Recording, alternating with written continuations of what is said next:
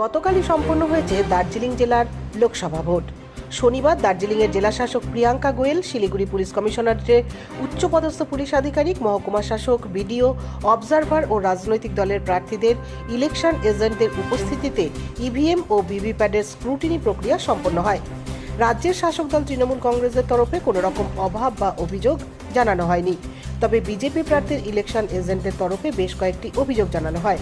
সেই অভিযোগের ভিত্তিতে মাইক্রো অবজারভারদের রিপোর্ট, সিসি ক্যামেরার ফুটেজ ও ওয়েবকাস্টিং দেখে সেই অভিযোগের সত্যতা যাচাই করে নির্বাচন কমিশন।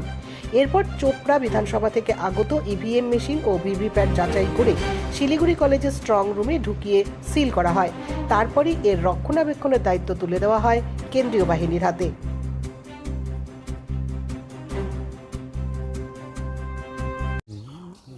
मेरा नाम सुशील कुमार अग्रवाल मित्तल, मैं सिलीगुड़ी बीजेपी से हूँ।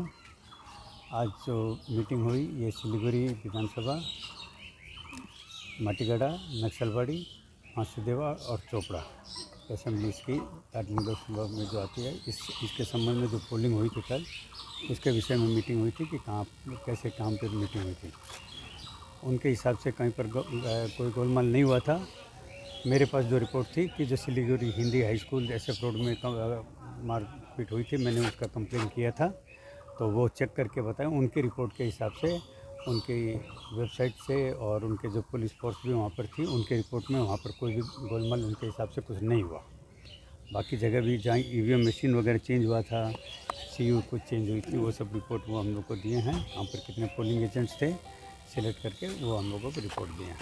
और ये जो यहाँ पे जो स्ट्रॉन्ग रूम हुआ है, यहाँ पे पॉलिटिकल पार्टीज या आपके पार्टी किस तरह का मतलब कैसे रहेंगे, किस तरह का काम होगा यहाँ पे? अब जब तक बैलेट मतलब EVM खुला नहीं जाएगा 4 तारीख तक, इस संबंध में अभी आज कोई बात नहीं।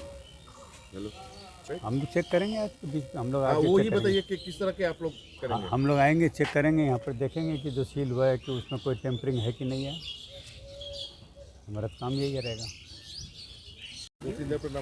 আপনার নাম আর পরিচয়টা বলুন। হ্যাঁ, রথিন খাসনবিস। আমি আমাদের অল ইন্ডিয়া তৃণমূল কংগ্রেসের যে প্রার্থী গোপাল লামা, তার অথরাইজ নমিনি। আমি আজকে এখানে ছিলাম। আমাদের যে পোস্ট পোল স্ক্রুটনি হলো, এখানে আমাদের প্লেন্সের 4টা অ্যাসেম্বলি কনস্টিটিউয়েন্সি, শিলিগুড়ি, মাটিগড়া, নকশালবাড়ি, চোপড়া আর হলো ফাঁসিদেওয়া, এই 4টা অ্যাসেম্বলি থেকে 31টা পোলিং স্টেশনের অ্যাজ সাচ মানে ইলেকশন কমিশনের যে 9 পয়েন্ট ক্রাইটেরিয়া আছে, সেই 9 পয়েন্ট ক্রাইটেরিয়াতে আমাদের 31টা পোলিং স্টেশনের এটা অটোমেটিক স্ক্রুটনিতে এরা চলে এসছে, তার কারণ ওই ক্রাইটেরিয়াতে পড়েছে। এর মধ্যে খুব মেজর ইস্যু কিছু নেই।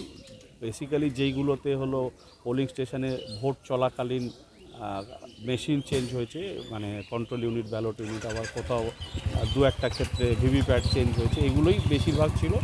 আর একটা ইস্যু ছিল যে ASD ভোটার যারা অ্যাবসেন্ট, ডিলিটেড, শিফটেড, এই ধরনের ভোটার যারা মানে আমাদের ভোটার লিস্টে মার্ক কপিতে থাকে, তো সেই ASD ভোটারদের মধ্যে যদি ইলেকশন কমিশনের ক্রাইটেরিয়া হলো যে 10% ভোটার যদি ভোট দিয়ে দেয়, তাহলে সেই জায়গাটা স্ক্রুটনি করতে বলা হয়েছে। তো এখানে ধরুন কোনো পোলিং স্টেশনে 5 জন ASD ভোটার আছে, তার মধ্যে 1 জন ভোট দিয়েছে, তাহলেই সেটা ওই স্ক্রুটনির পর্যায়ে চলে আসবে। তখন ওই মাইক্রো অবজারভারের রিপোর্ট থেকে শুরু করে ওয়েবকাস্টিং রিপোর্ট ইত্যাদি সবটা এরা মিলিয়ে দেখেন। তো এরকম ক্যাটাগরিতে অনেকগুলো পড়ে গেছে যেখানে 1 জন ভোট দেওয়ার জন্যই সেইগুলো স্ক্রুটনিতে চলে এসছে।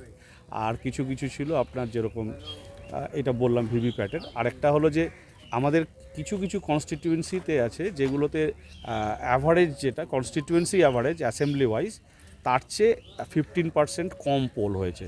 তো এরকম 7-8টা ছিল যেখানে ধরুন 79% অ্যাভারেজ কনস্টিটিউয়েন্সিতে পোল হয়েছে, কিন্তু ওই পার্টিকুলার পোলিং স্টেশনে 60% পোল হয়েছে। তো সেইগুলো স্ক্রুটনিতে আসছে এবং সেইগুলোর হলো micro observer report, presiding officer report, সেক্টরের রিপোর্ট, ভিজিট শিট, তারপরে হলো ওয়েবকাস্টিং রিপোর্ট, এগুলো সবটা মিলিয়ে দেখে এনারা স্যাটিসফাইড করলেন। আমরাও স্যাটিসফাইড হলাম যে এখানে কোনো সমস্যা নেই। এবং আমাদের যতগুলো মাইক্রো অবজারভার রিপোর্ট এখানে পুরো পার্লামেন্ট কনস্টিটিউয়েন্সিতে আছে, সেই পার্লামেন্ট কনস্টিটিউয়েন্সি মাইক্রো অবজারভারদের রিপোর্টে কোনো ডিসক্রিপেন্সি তারা রিপোর্ট করেননি।